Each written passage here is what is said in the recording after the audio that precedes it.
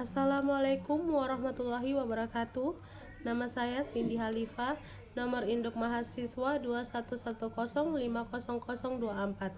Saya dari PIAUD 2 semester 1. Jadi saya akan mempresentasikan beberapa poin materi bahasa Arab guna memenuhi tugas UTS pada mata kuliah bahasa Arab dengan dosen pengampu Bapak Irfan SPD MPD. Materi pertama, isim mausul dalam bahasa Arab adalah kata penghubung. Isim mausul berfungsi menghubungkan beberapa kalimat atau pokok pikiran menjadi satu kesatuan.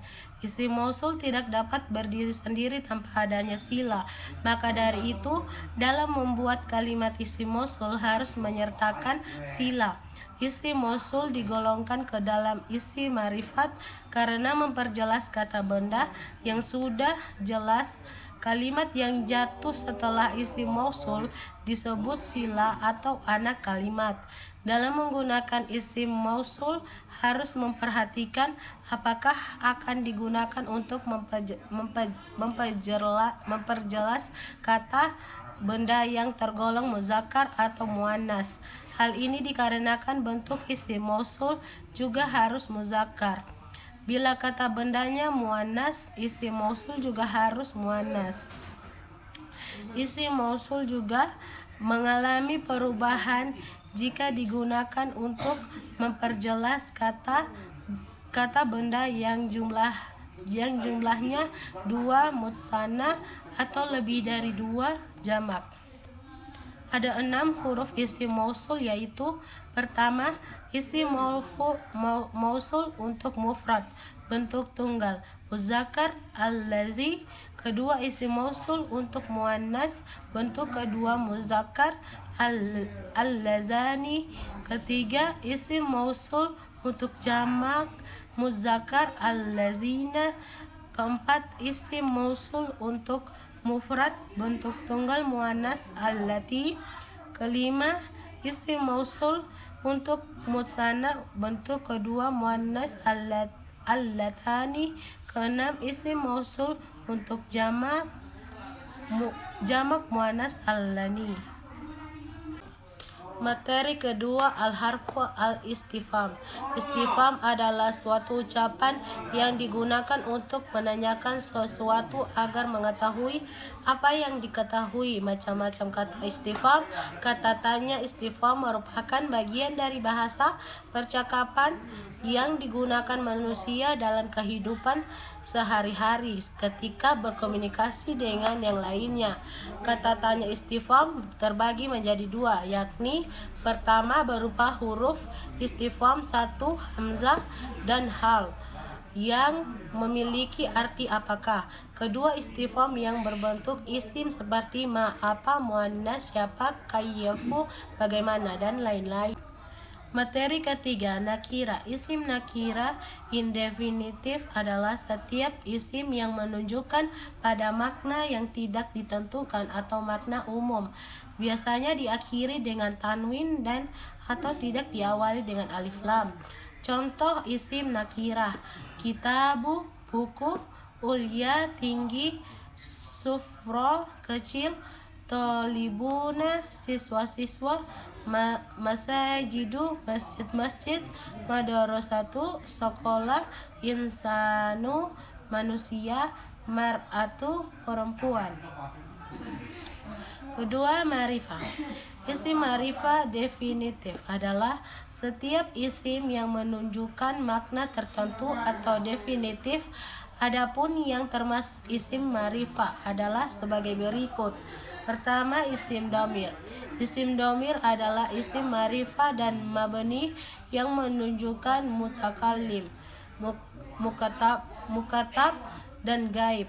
Isim dhamir atau kata ganti dalam bahasa Arab: anna, saya, nahnu, kami, anta, kamu, laki-laki, huwa, dia, laki-laki, antuma, kalian berdua atau laki-laki, huma mereka berdua atau laki-laki, antum kalian laki-laki, hum mereka laki-laki, anti kamu perempuan, hiya dia perempuan, antuma kalian berdua atau perempuan, huma mereka berdua atau perempuan, antuna kalian perempuan.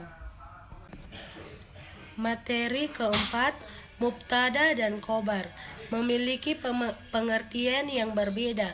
Mubtada adalah isim marfu atau isim yang diterangkan letaknya di awal kalimat, sedangkan khobar adalah isim yang menerangkan mubtada tersebut sehingga maknanya menjadi sempurna. Khobar juga terbagi menjadi dua macam.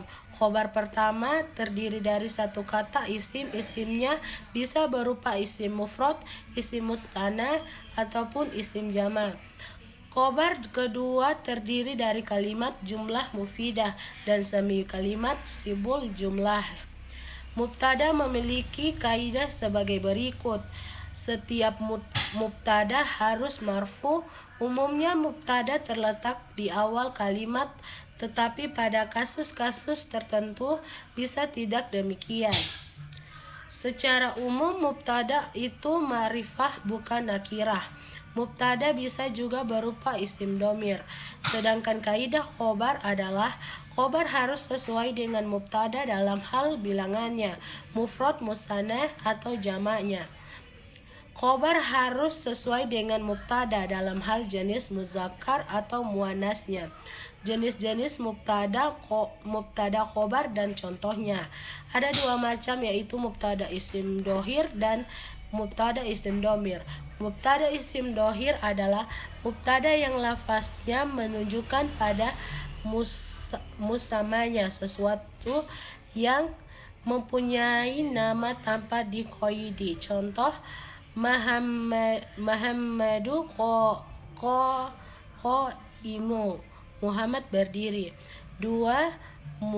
Muhammadani qanimani, Muhammad berdiri.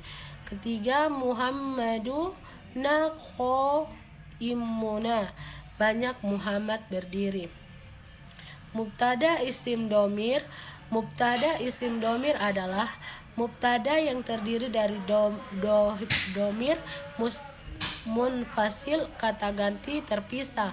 Mubtada isim domir ada 12, yaitu anna saya, nahnu kami atau kita, anta kamu atau laki-laki, anti kamu perempuan, antuma kalian berdua, antum kalian laki-laki, antuna kalian perempuan, huwa dia laki-laki, hiya dia perempuan, huma mereka berdua, hum mereka laki-laki, dan huna mereka perempuan. Contoh, anna tolibu, saya belajar.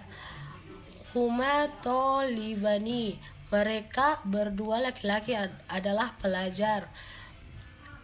Hiya tolibatu, dia adalah pelajar wanita. Sementara itu, khobar juga dibagi menjadi dua jenis, yaitu khobar mufrad dan khobar goiru mufrad. Khobar mufrad, khobar yang tidak berupa jumlah kalimat atau sibuk jumlah. Contoh, Muhammadu hasanu, Muhammad itu baik. Muhammadu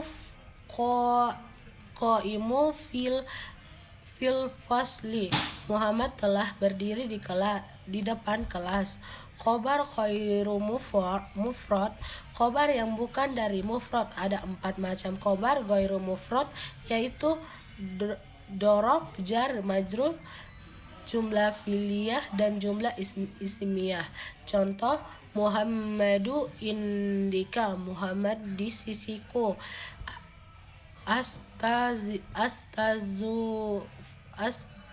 Astazufal fusla, ustadz di kelas.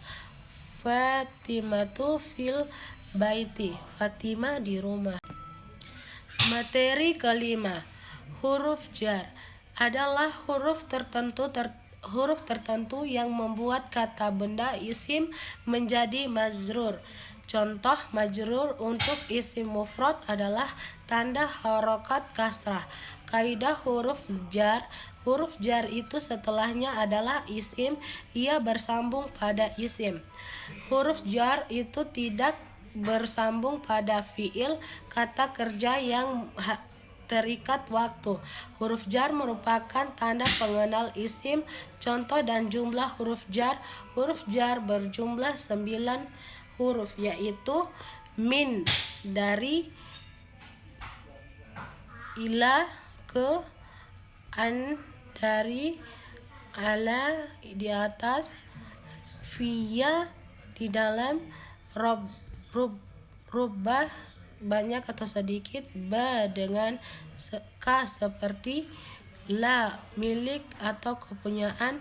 Contoh penggunaan min adalah isim innasu, artinya manusia. Karena didahului oleh huruf jar min, maka isim menjadi majrul. Nasa, an-nasa, jadinya seperti minan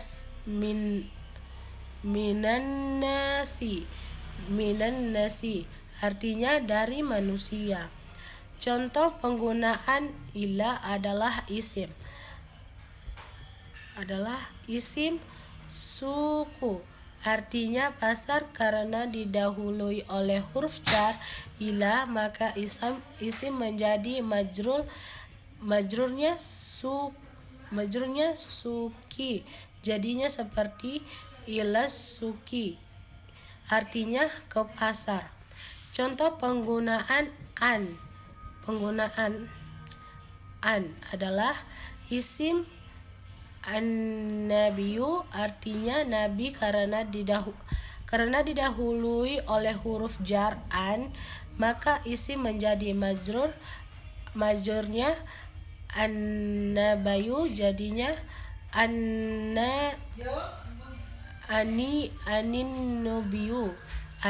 nabi, artinya dari nabi. Contoh penggunaan ala adalah isimnya seperti maktabu, artinya meja. Karena didahului oleh huruf jar ala, maka isim menjadi majrurnya maktabi, jadinya ala maktabi, artinya di atas meja. Contoh penggunaan fiya adalah isimnya masjidu, artinya masjid. Karena didahului oleh huruf jar fiya, maka isim menjadi majrur masjidi, jadinya fil masjidi, artinya di dalam masjid. Contoh penggunaan rubbah adalah isimnya seperti rajulu alimu. Karena didahului oleh huruf jar rubbah, maka isim menjadi majrurnya rajula alimin, jadinya rubba rajulu, ala limin rabbu rajulu, rubba rajulun alamin, artinya banyak pemuda alim. Contoh penggunaan ba adalah isimnya qalamu.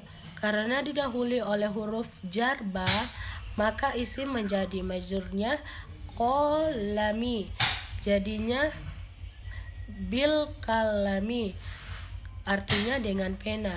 Contoh penggunaan ka, isimnya seperti komaru. Karena didahului oleh huruf jar ka, maka isim menjadi majrurnya komari, jadinya kal komari, artinya seperti bulan. Contoh penggunaan la adalah isimnya astazu karena didahului oleh huruf jar la, maka isimnya menjadi mazurnya astazi, jadinya lil istazi, artinya milik atau kepunyaan. Materi keenam, idafat adalah menggabungkan dua kata isim yang melahirkan suatu hukum wajib majrur untuk isim yang kedua. Isim pertama mudaf mesti nakirah dan isim kedua midaf boleh makrifat atau nakirah. Pembagian dan kandungan idafat terbagi menjadi dua bagian, yaitu idafat maknawiyah. Idafat maknawiyah ialah idafat yang melahirkan makna lam kepemilikan min dari dan fi di dalam. Jika kedua isim sudah menyatu menjadi susunan mudaf dan mudaf ilaih idafat, maka di dalamnya akan tersirat ketiga makna di atas. Ini disebut dengan idafat maknawiyah. Contoh bermakna kepemilikan, haza kitabi, ini buku saya, artinya buku ini kepunyaan saya. Asal susunan sebelum disatukan seperti ini, haza kitabu li, contoh bermakna dari haza sabu harori, ini baju sutra, artinya baju ini terbuat dari sutra. Idafat lafdiyah, fazoyata berbeda dengan maknawiyah yang di dalamnya terdapat siratan ketiga makna di atas. Untuk lafziyah tidak terdapat pengususan dari segi makna. Terjadinya idafat hanyalah untuk tujuan takfif lafaz, meringankan lafaz baik dengan tanwin atau membuang huruf nun dari mutsana dan jamak muzakkar salim. Perhatikan kata al-alami. Dia adalah mudafat ilaih yang menurut lidah orang Arab lebih ringan diucapkan dibandingkan apabila susunan bukan idafat seperti hazar rozale tobu alman.